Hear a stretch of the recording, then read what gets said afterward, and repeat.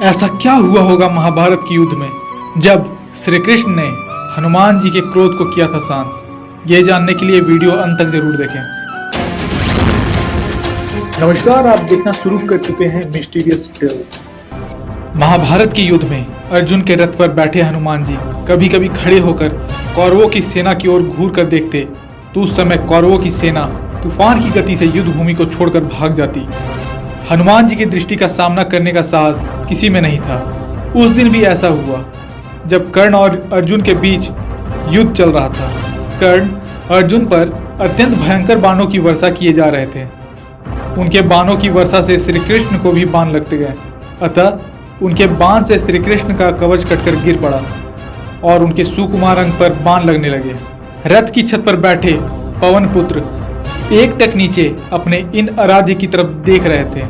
श्री कृष्ण की कवचहीन होते ही उनके अंग पर कर्ण निरंतर बाण मारता ही जा रहा था। हनुमान जी से यह सहन नहीं हुआ।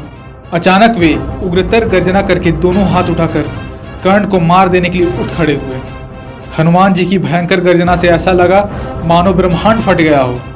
कौरव सेना तो पहले ही भाग चुकी थी, अब पांडव पक्षी सेना भी उनकी गर्जना के भय से भागने लगी। हनुमान जी का क्रोध देखकर कर्ण के हाथों से धनुष छूटकर गिर गया। भगवान श्री कृष्ण ने तत्काल उठकर अपना दक्षिण हस्त उठाया और हनुमान जी को स्पर्श करके सावधान किया।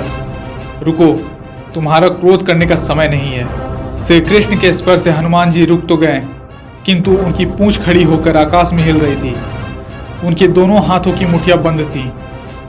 वे दांत कटकटा रहे थे और आग्नेय नेत्रों से कर्ण को घूर रहे थे। हनुमान जी का क्रोध देखकर कर्ण और उनके सारथी कांपने लगे।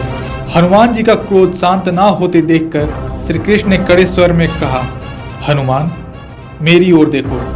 अगर तुम इस प्रकार कर्ण की ओर कुछ क्षण और देखोगे तो कर्ण तुम्हारी दृष्टि से ही मर जाएगा। यह त्रेता युग नहीं है।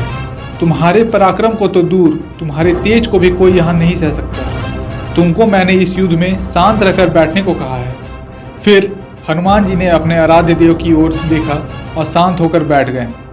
अगर आपको यह कथा पसंद आई हो तो इस वीडियो को लाइक करें, हमारे चैनल को सब्सक्राइब करें और शेयर करना ना भूलें।